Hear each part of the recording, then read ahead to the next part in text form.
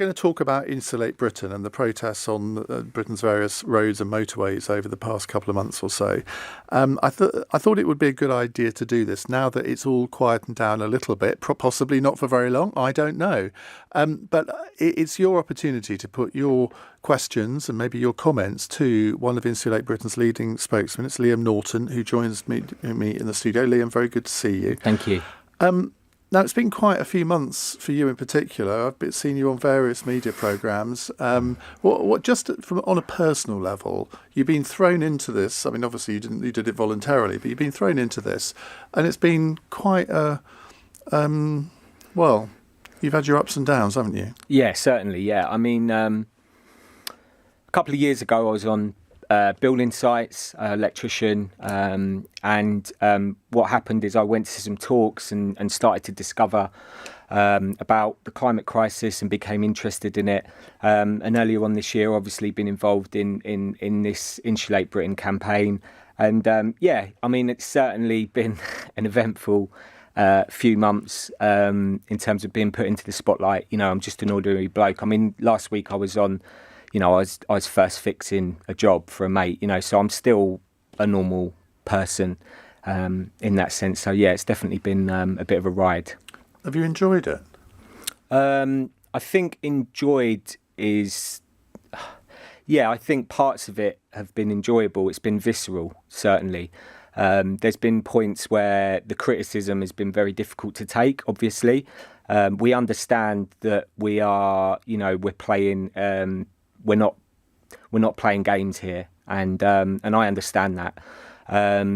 So it's been visceral, I would say. It's felt full. We've been living life fully, I would say, but that's obviously got its ups and downs.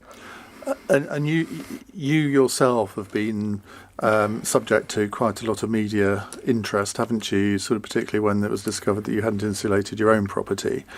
Were you prepared for all of that sort of thing? No, to be honest, the insulation thing I wasn't prepared for. I think they actually used two houses. So the first house was, I think they got it from an arrest that I'd had a few years back, and the address was public, and they used that address. But I'd actually moved out of that address in 2019. It was actually a social housing flat, so I was a tenant. And then the second property, I believe it was where I'm staying with my partner, and when I moved in with her, it wasn't a deal breaker in terms of making sure she had the correct insulation before I moved in. You had other considerations? Oh my goodness! Yeah, I mean, it's. I haven't really wanted to acknowledge that stuff too much, but yeah, I think it has been quite unfair. But it is what it is. I understand the way the world works. I understand tabloid journalism. I've put myself into this position, so I've tried to take it on the chin. When Insulate Britain first started, what was your main objective? Because I always think with campaign groups, surely the main objective is to persuade people, whether it's politicians, whether it's the general public, that you've got right on your side, and you recruit supporters to your cause. And I think a lot of the criticism that you've had, I mean, I've made it myself, is that I can't understand how these campaign tactics persuade anybody to your cause. Yeah, I mean, there's lots of examples of history where people haven't necessarily had the public on their side, but they knew that they were right. And I think it's important here to set the scene. So let's look at fuel poverty at the moment. We've got a think tank, E3G, that say that yearly there's around 9,700 deaths because elderly people, because they can't afford to heat their home. The government's own statistics have said that there are currently 3.2 million households that are fuel poor. That's at least 6 million people and, a few million children that are experiencing unacceptable levels of fuel poverty. We're the sixth richest nation in the world, and there are children whose parents have to make that awful decision between putting the heat on and feeding their children properly. That's according to the government's own statistics. Now let's look at the climate. Is there a country in the world that doesn't have these problems where, you think Switzerland is probably one of the richest countries in the world. There would be people in Switzerland in that position. Government cannot eliminate all poverty, can it? Well, this is an interesting point. So let's look at the climate, which is, of course, one of the issues that Insulate Britain were talking about. And at the Paris Accord of 2015, there's an article, you can check it out, it's in the conversation, and there wasn't a single scientist that believed that it was possible to stay below 1.5 degrees at the Paris conference 6 years ago. Now, we've had 6 years of people telling us that it's possible to keep temperatures below 1.5, and we're even getting people after the failure of COP saying the same thing. Now, I've looked into we're at 1.2 degrees now, average temperatures. Now, let's look at a couple of peer-reviewed papers. So if we look at the carbon lag, that means that the carbon that we put into the atmosphere now, it takes 10 years to affect climate. Now, there's a peer-reviewed paper that expect the carbon lag that we are experiencing today to add 0.75 degrees to the average temperature. Let's say 0.8, okay, 0.8 to 1. So again, we're already at 2 degrees. Now let's look at the Arctic, which is about to melt, right? All scientists, the National Atmospheric Association in America are saying by 2034, the Arctic is going to melt. Now, there's peer-reviewed papers that say that that's 0.4 degrees. So, and there are other papers that talk about other effects, soil, the carbon in the soil, and also something called global dimming. But let's not look at those. Let's just look at those two things. That's 2.4 degrees of warming. That's locked in, no matter what we do. That's according to peer-reviewed papers. And there's a paper that says at 2 degrees, what the consequences are of a 2-degree world are 1 billion people on the move. 1,000 million people on the move. Now, it's very apt that we're talking about 1 billion people being displaced because we've had the tragedy yesterday in the channel, and I've been listening to you, Iain, over the past few months, and you're a conservative commentator, but you speak very beautifully about the fact that these people, they shouldn't be called migrants and they shouldn't be called refugees. They're human beings, okay? Now, I've just said that 2.4 degrees is locked in, no matter what we do, and there's papers that say that 1 billion people will be displaced. Now, that's 1 billion souls, 1 billion human beings that you yourself understand have stories, they have mothers and fathers, and that 1 billion people on the move does not happen in a vacuum. It means war, it means starvation, it means unimaginable horror. Okay, and that affects everybody here in the UK. That means the breakdown of our society. It means the loss of pensions. It means the collapse of our NHS. It means the absolute loss of everything we hold dear, the very fabric of our society. So this is the background of what Insulate Britain are talking about, and that's why that's why we're disrupting the public in this way. It's one of the reasons. One is because it gets a response from the government, and one is because we're crying out to the general public that this is an emergency, and you no longer get to be a bystander in this. It's a binary choice about whether you go into resistance against this evil, because the governments of the world know what's going to happen, but they're not doing enough about it to reduce emissions. Right, the reason I haven't interrupted you at all, which I would normally have done in that I'm grateful for the opportunity. 4-minute monologue, is because I think you're attacking the wrong people. Because this country, I mean, you clearly are not a soulmate of this government. I think we can both agree on that.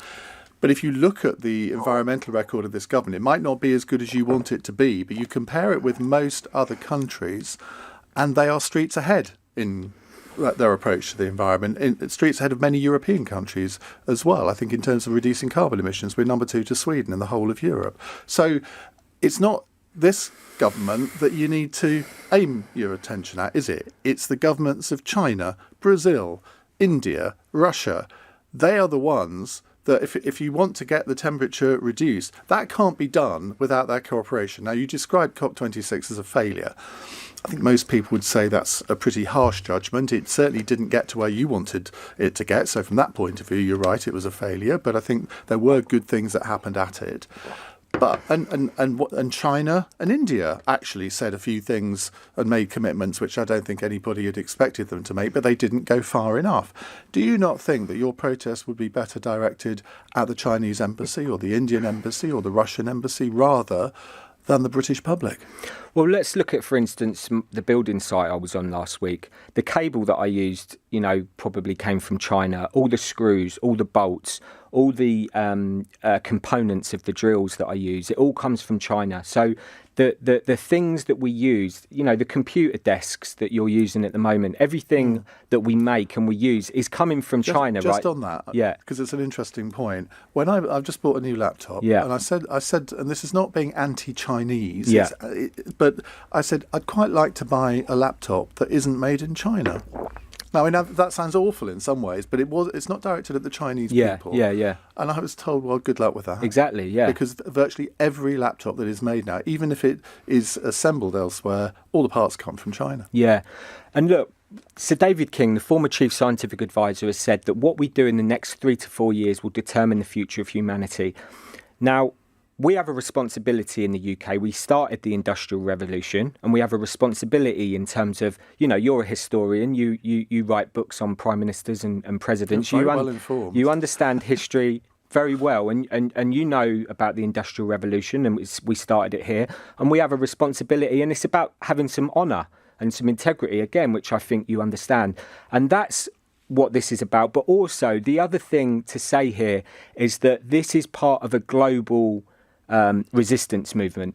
What we will see is groups like Insulate Britain popping up all over the world. We're seeing it in Australia at the moment. They won't in China, will they? They might in India. They won't in Russia, because we all know what will happen. Well, it's easy to say that things won't happen. I mean, you watch the Tiananmen Square documentary on the BBC, and history can flip one way or the other. Again, you know that history is written by the winners, but it could also change. You look at a female tennis player and what's happened to her when she made an allegation of sexual assault. I mean, we know what happens to protesters. I mean, I accept. We see it in Hong Kong. Yeah, I accept it's. We're in a difficult position, but I understand that. You could protest outside the Chinese embassy, but so far as I'm aware, you haven't done.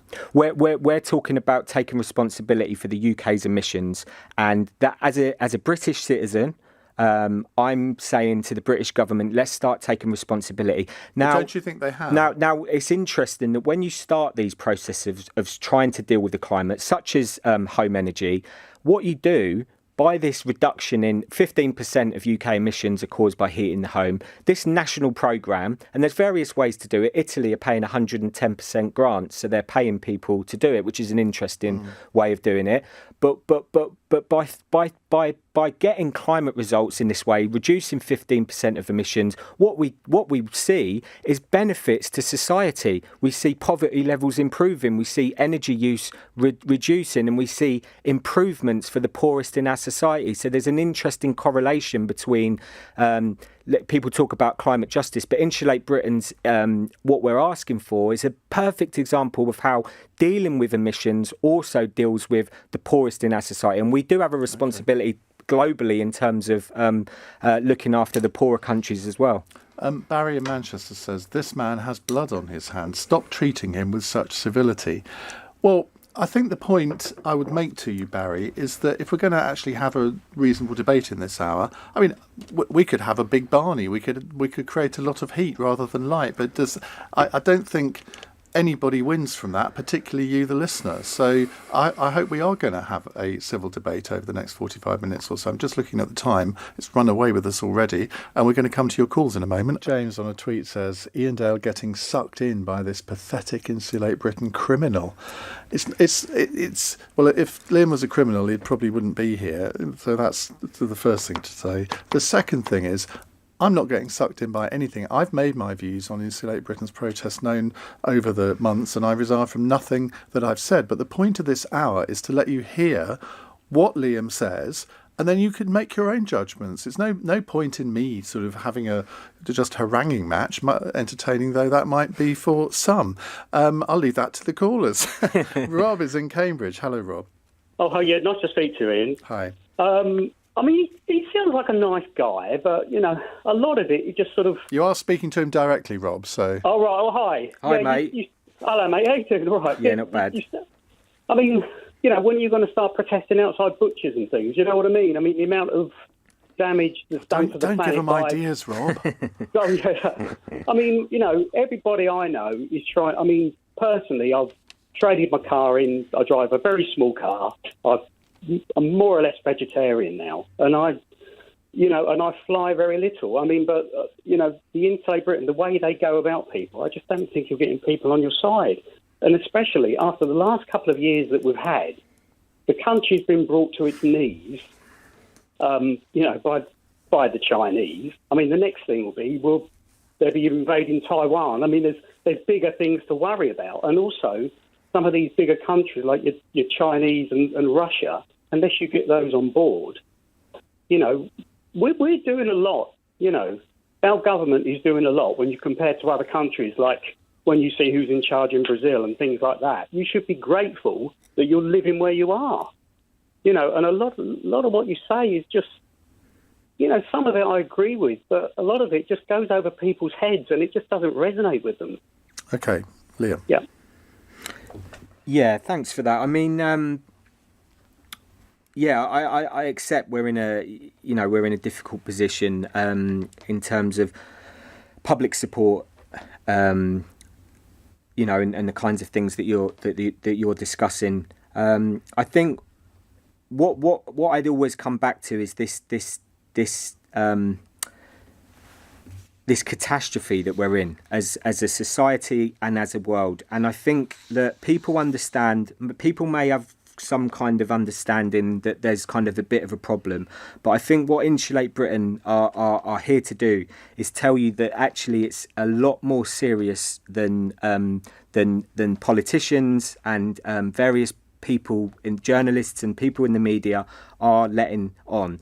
And we're not censoring anybody. No, I accept. I'm on here now, aren't I? You could argue that the media is censoring the climate change skeptics because they don't generally interview them anymore. Yeah, I think that's fair. I think there's an emotional dissonance in connecting to average global temperatures of the kinds I've just discussed, which I've just said 2.4 degrees is locked in, right? Yeah, but you see, several people on tweets and texts here are saying, look, he's a builder. I'll take this from a scientist, but why would I be convinced by a builder? Well, I'm here to I'm saying that these are peer-reviewed papers. I'm not saying they're from me. It was published on the carbon lag paper was published on the 4th of January by Shen Zhu in Nature Climate Change, and it says 0.75 degrees to 1 degree C is locked in.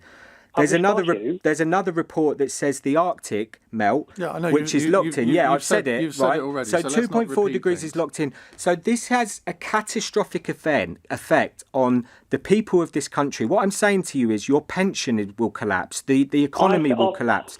And what we need to do in terms of saying that the UK are doing the worst, well, that's debatable. But what we need is citizens all around the world. So this is going to happen. This needs to happen in Europe. It needs to happen in America. It needs to happen in South America. And it needs to happen in China. We're talking about change on a historic level that we've never seen before. And the odds aren't good. I'm here to accept that the kind of change that we need is not looking good, right? And so that's why the proportionality of what Insulate Britain are doing is justifiable. And what we're saying to society is this: look, we're sitting on the road, we're prepared to go to prison, and what we're saying is hundreds more are going to join us. Over the next few years, hundreds more are going to join us. Just on that. And just you've quickly, made your point, though, on the roads, haven't you? No, but just to end, like, what I would say is how many hundreds of people, non-violent people, ordinary people,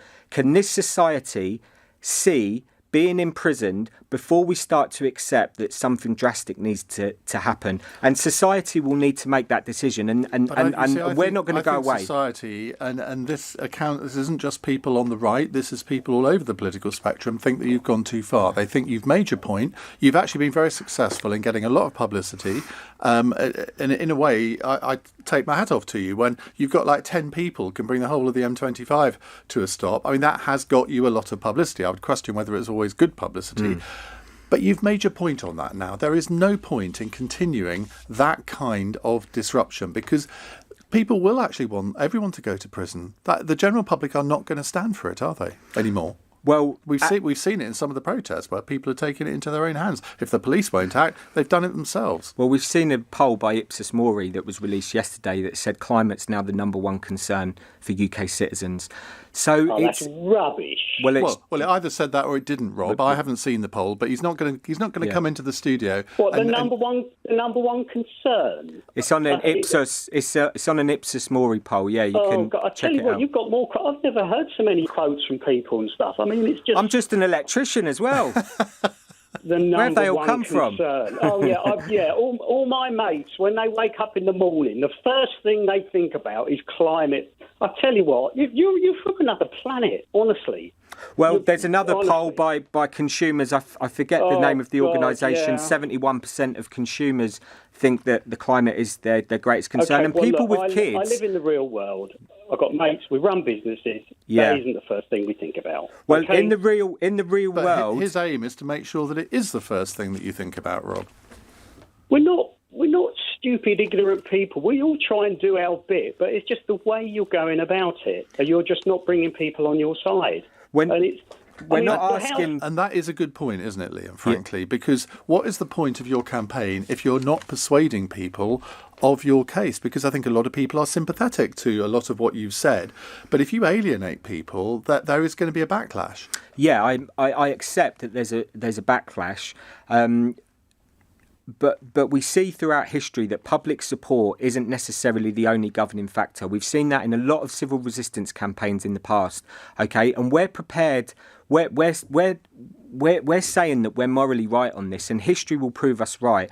And in terms of you live in the real world, well, I can tell you, Rob, in the real world, the Arctic's about to melt. Okay, and the Brazilian rainforest is being cut down at an unbelievably catastrophic rate. Now, we don't get to escape that stuff, right? That has a consequence for weather patterns, and ultimately what it affects is food, right? And it affects people's ability to live in various regions in the world, and that creates displacement, and that creates all kinds of problems. We're seeing it now.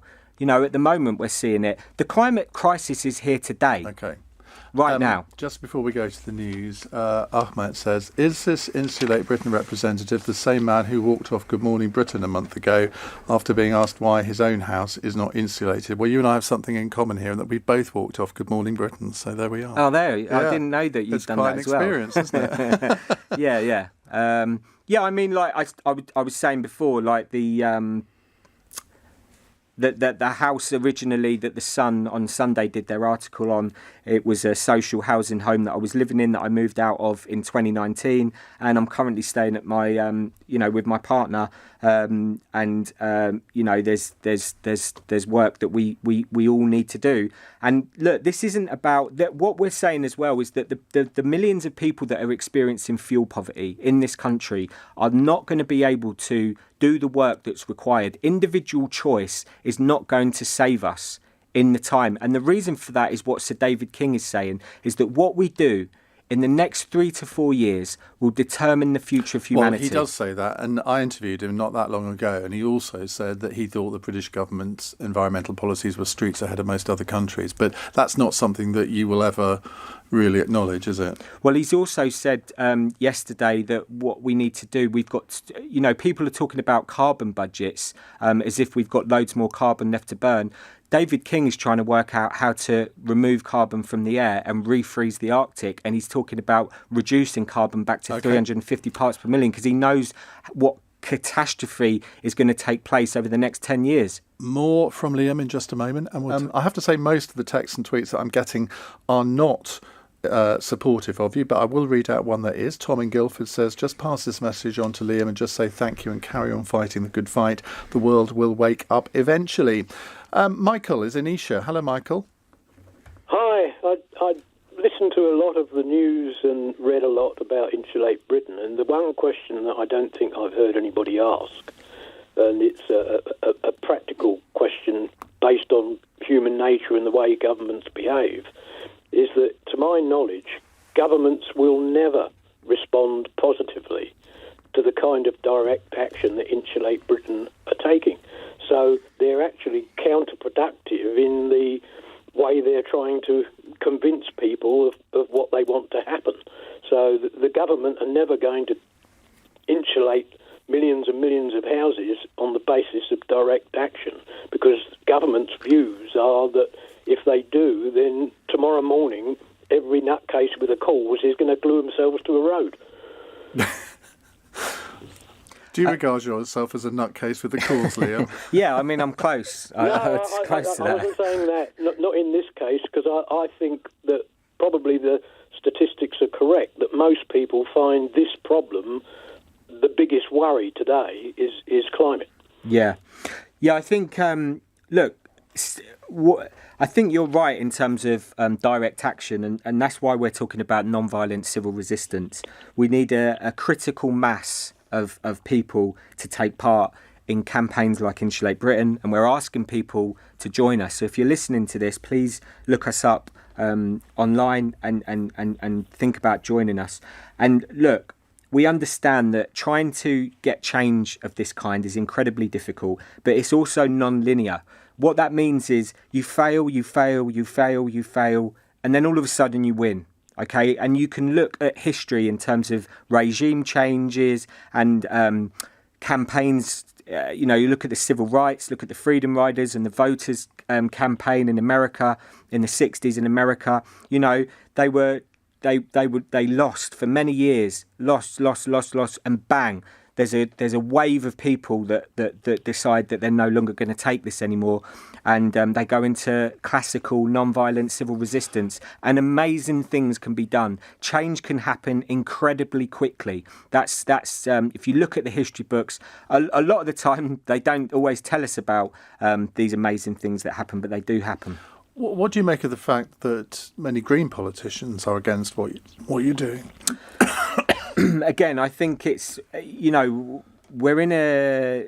Yeah, I mean, we're having robust debates with various people that we've in the past campaigned with, and they're being critical of Insulate Britain. We accept that there's various ways of looking at this, but look, the fact is that as again, I don't want to repeat it myself, but 3 to 4 years to save the future of our children. Don't repeat yourself. Future of our children. That's what we've got.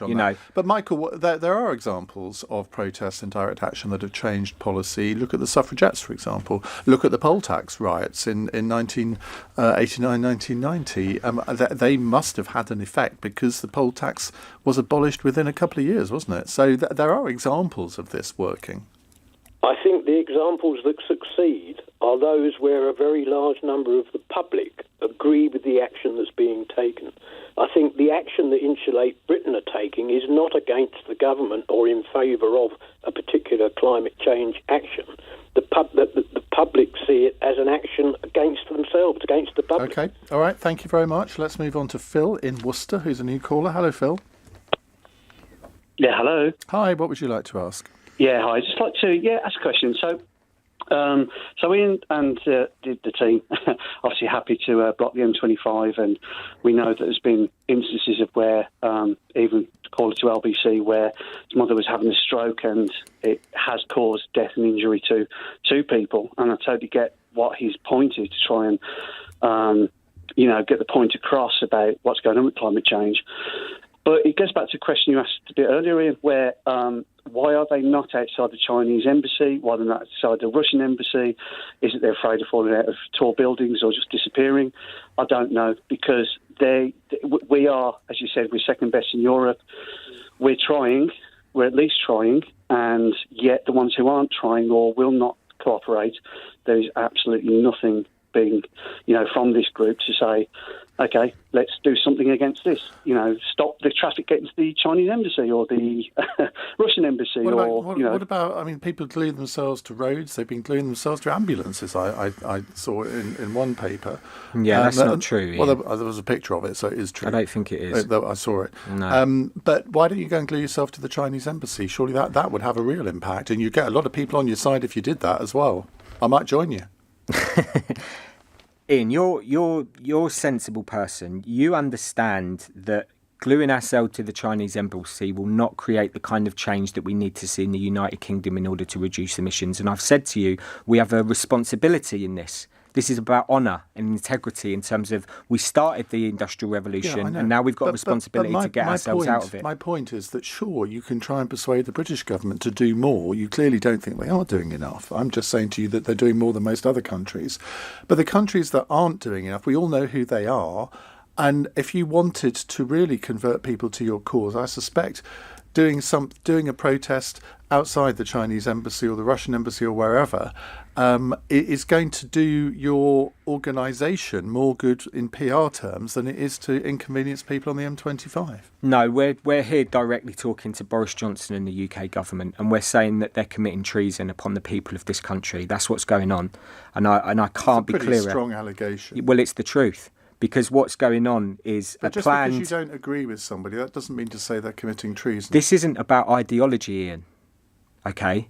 This is about a physical reality. I've just said to you what it is, what's locked in. And they're planning, what they're planning to do after that joke of a COP conference. Again, they're talking about keeping 1.5 alive.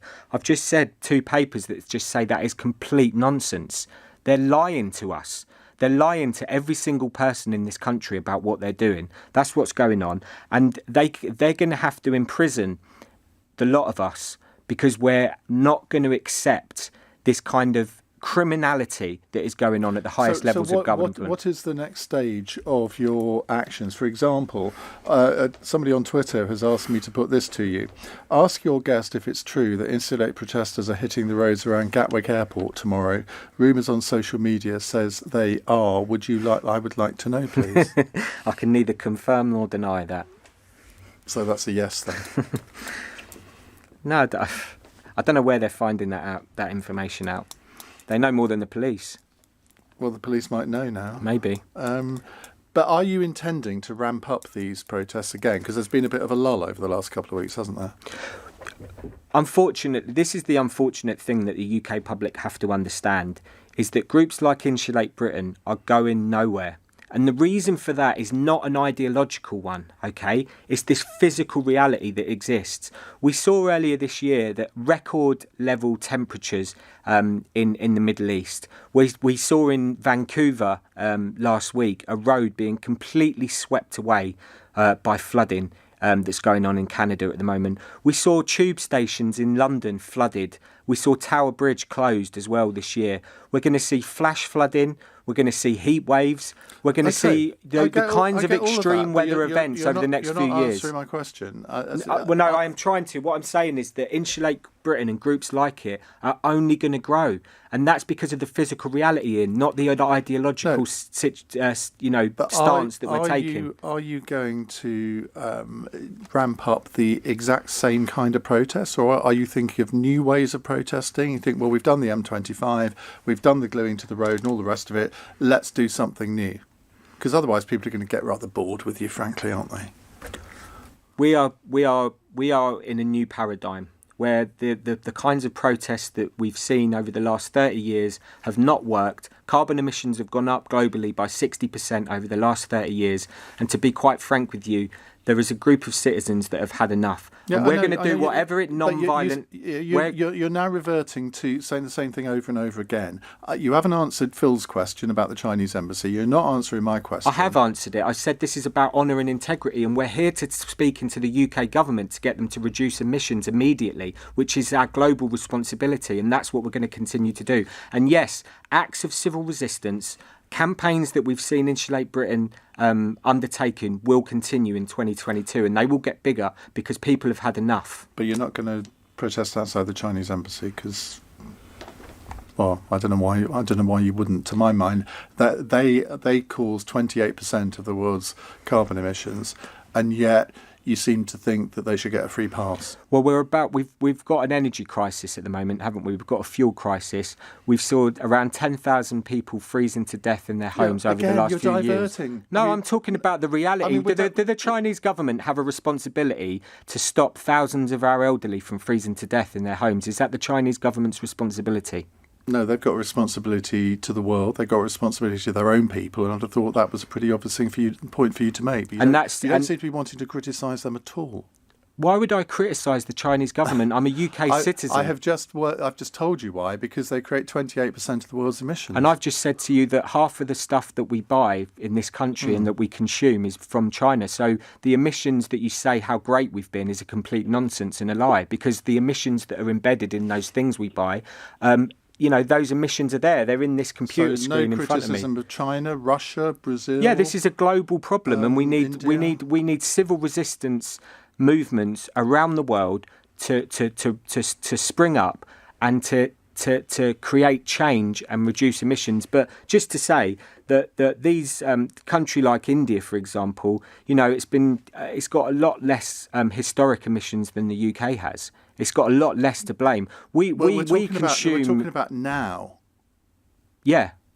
So there's if a country is using coal for most of its energy sources, and you would presumably think it's a good thing that the British government has effectively got out of coal completely. But therefore, would you not want the Indian government and the Chinese government to do that? Would you not want to criticise them for the fact that their decision at COP26 to effectively water down the commitment on coal, that was a bad thing?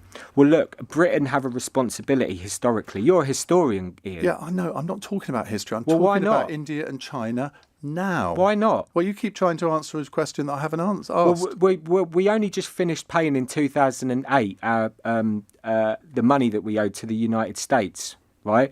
So do we just What's say? that got to do with the price do of we fish? just say the history doesn't matter? We don't owe you the money anymore. Well, I'm not having that discussion with you. But you're saying that it doesn't matter. Historic emissions don't matter. I just find it interesting that you don't seem to be concerned at all about the amount that India, China, Russia, and Brazil are emitting, and you're far more concerned with the fact that the British government is actually got quite a good record on this. But you won't. No, you keep even saying. Do you get any funding from China for Insulate Britain? You keep saying we've got a good record, and that is a mistruth, Iain. Well, have we cut emissions more than any other European country apart from Sweden? Not if you Answer, include. yes. Not if you include. Answer, yes. Not if you include the goods that we buy from China. You're not listening to me. I'm listening to you. But I'm saying the goods that we buy from China, India, Brazil, all the stuff that we get from there has an emission value attached to it. Yeah, and all the stuff that they buy from us does as well. Well, I don't think to the same extent. We don't produce much in this country. Funding? We don't produce much in this country Does anymore. Insulate Britain get any foreign funding? No, not that I'm aware of. Good.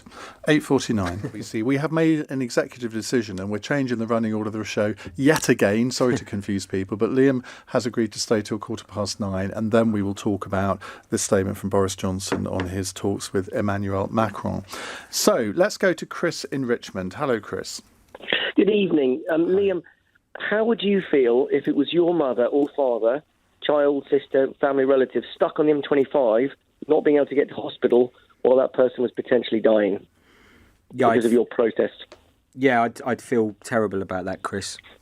But you're potentially stopping that. There's been at least one example of a woman desperate to get to see her mother in hospital. I find it disgusting that you even think it's acceptable to block people going to get emergency services. People are going to die en route because of your stupidity. Do you not understand that? Is it really not difficult to understand? Yeah, it is. I do understand where you're coming from, and what I find disgusting is that the British government are continuing to put carbon in the atmosphere. Forget about the British government. Forget about the British government. If it was your mother sitting in that ambulance dying, how would you feel? Tell me. I've just said to you, Chris, how I'd feel. So you wouldn't care? You'd say, well, actually... No, I just said to you I'd feel terrible. I just said to you I'd feel terrible about it. No, you wouldn't, because you've probably not been in that situation. It's not impacted you personally. There are people waiting hours for ambulances in this country. I mean, hours. Yeah, I mean, we've had an example. We've had that? an example of the ambulances being stuck outside a hospital for 6 hours, unable to get in. No. And there's where's the outrage at the government for that? Well, there is plenty of outrage. Well, I'm not sure that there is. I think there's been more outrage at Insulate Britain, to be quite honest with you. No, it's not a zero-sum game. It is not a competition. If people are desperately trying to get to hospital because they are going to die if they don't get there in time, and you guys block it, you are responsible for their death. Do you not grasp that? Yeah, but what I'm saying to you is that Chatham House, one of the most respected organisations, have put out a report that say that we're 95% certain to go over 2 degrees C. Now, that means millions of people will suffer, Chris. Millions of people are going to die. You blocking the M25 is going to change diddly squat. Well, that's your stance, and we differ on that, because what we're trying to find is a critical mass number of people that go into resistance against the government and say that we're not willing to put up with this, and we're willing to go to prison. Okay. How many people is it going to take to be blocked from getting to hospital, to see their loved ones dying, people dying in ambulances as a result of your protest? What's your acceptable number? 100?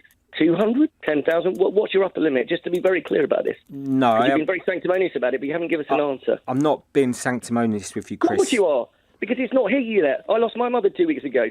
Luckily, she wasn't blocked on M25 on the way to the airport. I took her to the hospital, I mean. But the reality is there are people who are in that situation. Yeah. I mean, I should explain, Chris is a regular caller. Yeah. He's a Liberal Democrat voter, has green tinges. I think I can describe you as having green tinges to you, Chris, can't I? Within reason, though. Within reason. So, I mean, he is not your sort of ranting right-wing Tory having a go at you on this. This is somebody who ought to be very sympathetic to you. Yeah. All I can say is that we're hitting worst-case scenarios in terms of extreme weather events. And the next 10 or 20 years, Chris, are going to be catastrophic, okay? Catastrophic to every single person in this country. And those people that are getting caught up in that traffic jams, we're actually trying to save them too. I know it's really difficult to accept. How are you going to save them if they've just had a stroke or a heart attack, or they've had COVID and they're rushed to hospital and they're not breathing? How is that going to work? You just skewered your own argument in the last 30 seconds. Chris, I think you're being. You can't save someone if you block them going to hospital. Chris, I've been on these actions, okay? Blue lights are always let through. Ambulances are always let through. I accept there's been one or two examples where there's been some horrible things happen, and I accept that. But people generally have been able to get to where they need to get to in emergencies. This is being stoked up by the media, Chris. Blue lights are let through. Ambulances are let through.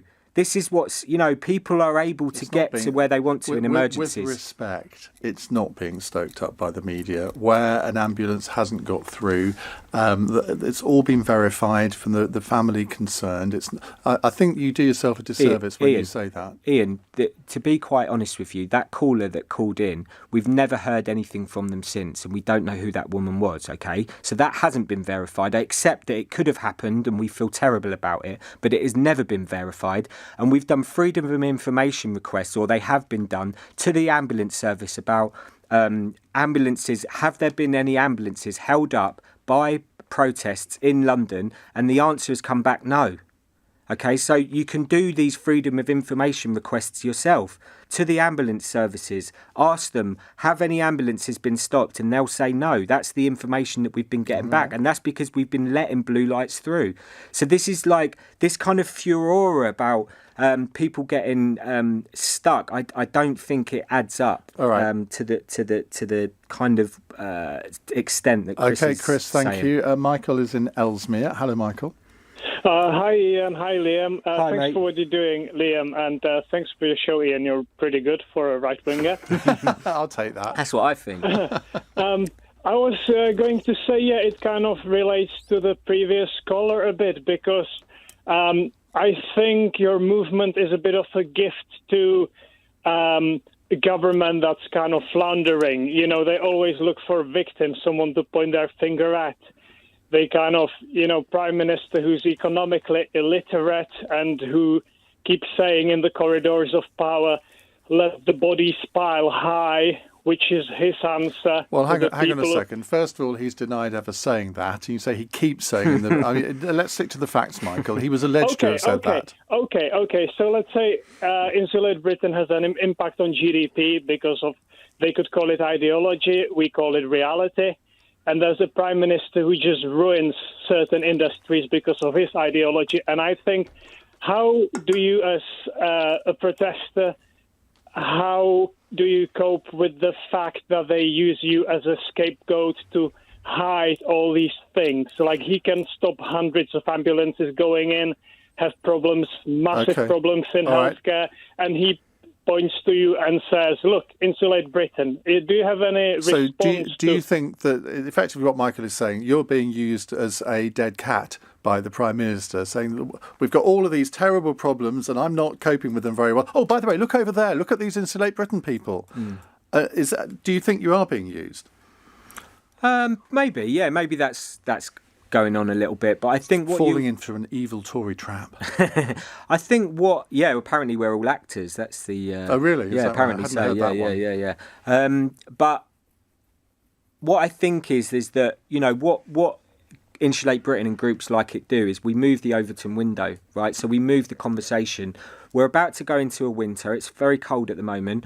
We're going into a fuel crisis in terms of energy prices. And over the next few months, what I predict you'll see is this fuel poverty issue will be much more talked about than it was before. We're going to talk about some more things in the next 15 minutes. How are you faring up, Liam? Yep, I'm feeling good. Right, let's carry on with Dan in Southwark. Hello, Dan.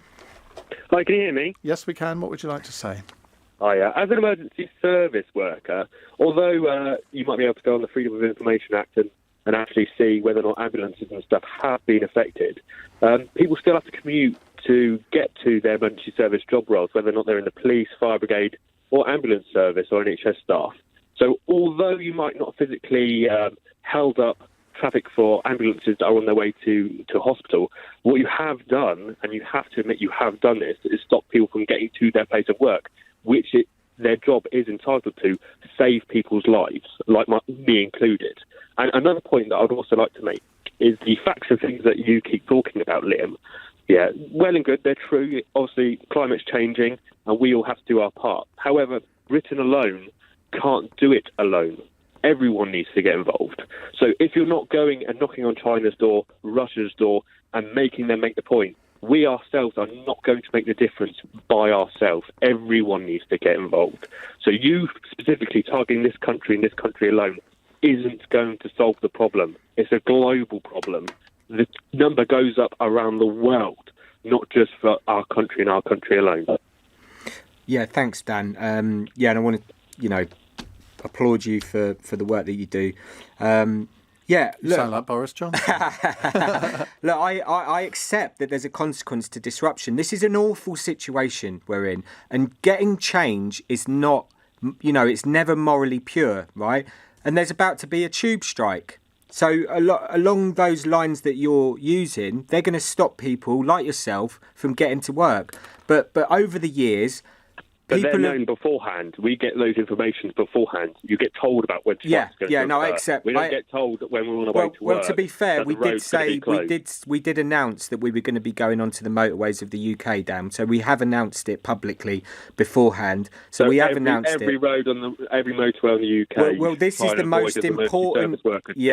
This is the most important issue humanity has ever faced.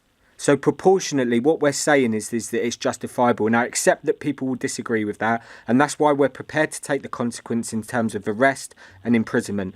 And on the second point, that Britain can't do it alone, I mean, I've answered this question about 3 or 4 times, that we have a responsibility, and I accept that countries around the world will need to change, and what we need is civil resistance from people all around the world to force their governments to change. You doing this to this country and this country alone isn't going to make a change. Well, I'm a UK citizen, Dan, and I take responsibility for my own government. No, you're a citizen of the world. Yes, and citizens of the world need to start going into civil resistance but you're against their just governments. On one specific country alone. No, I live in the UK, so that's why I'm focusing on the UK. But the UK, if we do it ourselves, isn't going to make a difference. You need the entire globe to make a difference. Yeah, and that's why we need civil resistance movements all around the world to force change. So what are you doing in order to change that? I'm doing what I can here in the UK. So are you talking to people abroad? Are you making other initiatives around the world? Yeah, it's all going on, Dan. It's all going on. There's stuff in Germany, France, Holland. And you're in contact with? Yeah. Okay, great. They're the countries that are already involved in trying to make a difference. But Australia. What about places like China and Russia? What have you talking to anyone over there in order to try and change? There are some Chinese people that we're talking to. It's obviously a very sensitive situation in terms of the consequences for those people. But yeah, we need to have faith. But then why aren't you publicising that? It's all well and good of you saying that, but unless there's facts and figures, what you could be saying is all hearsay. Dan, the British government have a responsibility to their people. Everyone and they're has a failing. Responsibility, Liam. Everyone. Yeah. Not just the British government. Every single human being. Because I completely support. With all due respect, Dan, you're not listening to what I'm saying. I'm saying that what we need is movements like Insulate Britain all over the globe. That's what we need. But I can't be in 2 places at once, mate, can I? No, I can I only get be you here can't in be the two UK. places of want, but then when you're not going outside the Chinese embassy and sticking to them the same message that you're trying to stick to this country, it's a bit of contradiction, don't you think? And No. you're saying that you're quite happy to say this to one government, but you're too afraid to say it to another. Right, well, we could have this debate for Yeah, a, I mean, a- I've a answered the long China time, question but about 5 I think I'm times. going to leave it there, Dan, if you don't mind, because I want to squeeze a couple more in before past. Peter is in Shrewsbury. Hello, Peter. Hello, Ian. Hi. Peter here. Go ahead. I'd just like to say to your chappie there that there's been at least two initiatives in the last 20 years, or perhaps 25 years, I think Margaret Thatcher's time, and I think Cameron, where Insulate Britain was a national thing, and they were ringing up every man and his dog to find out if you wanted any. My mother's house was done down in a little place called Nailsea near Bristol. I live in a 4-bedroom detached house up here in Shrewsbury, and they've done my loft with another 8 inches of glass fibre. Pumped my cavity wall. Okay. What's so your question, Peter? The question is, he's an electrician on building sites. What does he think the solution is? He can just say insulate Britain, but he must have some practical thoughts, because he's installing cables behind skirting boards and see what's being He knows done. the trade. Eh? You know the trade. You see what buildings are like now, how houses are being built. Yeah. So tell me what the solution is. Well, we're still building houses with gas boilers. We're building 250,000 houses a year that we will have to go and retrofit at a later date. It's a complete insanity what's going on in terms of the should they building be industry. fitted with? Like we can use These heat pumps? Yeah, heat pumps, solar. There's all kinds of ways that we can build much better. There's ways that we can build in a much more sustainable have you way got a in terms heat of pump in energy. your house? I haven't, unfortunately, no. Gas boiler. Oh dear. I know, I'm terrible, aren't I?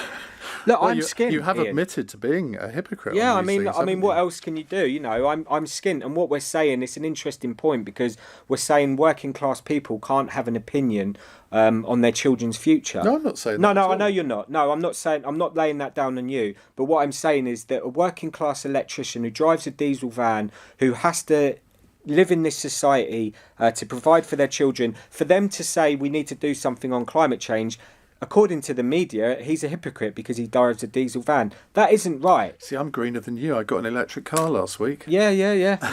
Well, you're on a few more quid than me, Ian, to be fair. Yeah, you know. as my producer just said in my ear, you're also... Yeah, thank you very much, Robbie. You're sacked. Right, Peter, thank you for that. Let's go to Zelda in Totton in Hampshire, somewhere I've never heard of. Hello, Zelda. Near Southampton it is. Sounds lovely. Yes, hello Ian and Liam. Hi I'd there. just like to thank you for the programme. I've learnt an awful lot from what you've said, Liam. Thank you And, so much. I'm not as brave as you, and I'm elderly, but I have been vegetarian and vegan for 33 years, and I do promote, plant-based food and plant-based milk. So I'm hoping that that's saving a lot of this emissions, from the cows and that. And I understand that there are some firms now feeding the cattle differently so they don't make so much noise. Very delicately put, Zelda, if I may say so. Yeah, I mean, I'm on the same journey. Before I started, up until 2018, I was incredibly ignorant of all this stuff. And it took, public disruption for me to sort of wake up to it. And I've been on a similar journey of, starting off to eating less meat, to eating no meat, to stopping dairy, trying to do what we can. So have you become a vegan? I'm not quite a vegan yet. Struggle with that one. Yeah, you're not, Cheese, you're it not is. alone in that. It's cheese. Vegan cheese is some of the most disgusting things. In fact, the smell is even worse than the taste. But there you go. So, I've still got loads to work on an individual level. Can I ask but this you a is about question? systemic change. What we need is systemic change from everybody, from all governments. When people who you work with in your day job, what do they think of what you do? Do they think you're a bit weird? I think they do. I mean, like the old, because I used to be a contractor, on much bigger sites, and I stopped that back in 2019. So I've just been doing like bits and pieces for friends on much smaller level kind of building sites. But I just had a text to my old boss actually, because there's a band that I'm going to go and see next week, and he watches them too. So he's going to go. I just said, "Are you going?" And we haven't really spoke much since the campaign, but he just said, "Oh, I've been following your television interviews," and I was like, "Oh, what do you think?" And he was like, quite. He was complimentary. Because you come across very level-headed, but you say you only really went on this journey in 2018, and there's this saying, well, there's nothing so zealous as a convert. And you kind of got that air about you. You kind of got religion on it, haven't you, if you see what I mean? Well, I think it does. It airs into the realm of spirituality. I think that's definitely true, because what we're talking about here is existential. And yeah, I'm an ordinary bloke from building sites, but what I live with every day, Ian, is I've connected these numbers. This 2.4 degrees, it's not just a number. I can foresee the reality of the suffering that's going to take place. And it's horrifying place to be on a day-to-day level. So there's a spiritual element of sort of like trying to live in the day, live in the moment, and trying to do what's right. This is about doing what's morally right. I see little children in the supermarket and I want to break down in tears, because I think about their future and what's in store for them, and it is horrific unless we can do something. And I believe that as a country we can come together, pull together and get on with the job. Just a quick reaction to this. Police are apparently appealing for anyone who missed medical appointments or work hours during the Insulate Britain protest to come forward. Essex Police say they're investigating disruption caused by your organisation. What's your reaction to that? Be good if they would start looking into some of the corruption going on by our government, some of the criminal malpractice that's going on, some of the stuff that's being pumped into our rivers. But on the face of it, that seems extraordinary. Even I find that extraordinary. Yeah, I mean, it feels like a waste of police time, to be quite honest with you. I mean, I've been arrested for conspiracy for doing media appearances. I've been arrested after... For conspiracy? Yeah. How so? Because apparently because the media was saying that I'm the leader of an organisation, I got arrested afterwards for conspiracy to cause a public nuisance. And what happened? Well, I've been released under investigation, but, I'm sure me saying that I've been working on the Insulate Britain campaign for the last 10 months is evidence to the police that I'm part of the conspiracy. So do you fear that you're going to be charged with something? Well, I'm on the list of people that have broken the injunction, which is quite frankly a disgrace legally, that we're seeing this privatisation of the legal system. We could have been charged criminally, but we're being brought with private charges by Highways England, and we're seeing people currently. We're seeing 9 people in prison. How is that privatising? They're a public body. Well, the privatisation of public roads. We're saying that we're trespassing and we can't go onto a public road in order to express ourselves. And we're seeing 9 people doing 6-month prison sentences without a jury. That's what's going on at the moment. There's currently another 9 people about to be processed, and I'm expecting to be called in at a later date to be one of those people as well. But, this is a worrying time, but we accept this is what's required at this moment in history. We need to go into civil resistance, which means people will fight back at you. But yeah, it's a very worrying time in terms of civil liberties at the moment. Josh says, Ian, he drives a diesel car, he has a gas boiler and eats meat. Pull him up, you're giving him an easy ride. Don't eat meat. Well, he just did explain that he's given up meat. It's nothing to do with... And I don't drive a diesel car It's either. nothing... Well, diesel van. No, I don't actually. Well, you just said you did. No, I said other electricians and tradesmen that do. I thought you said you did. No, yeah. Anyway, it's nothing to do with an easy ride. People can make up their own minds. I've got Liam in here so he can put his viewpoint to you. I've asked questions, you've asked questions, and everyone listening can make up their own minds. Liam, I hope you've enjoyed it. Yeah, thanks, Ian. I feel like it's been robust, and I appreciate all the callers. It's really good to get an opportunity to speak to the British public, which I think is important. Thank you for coming in.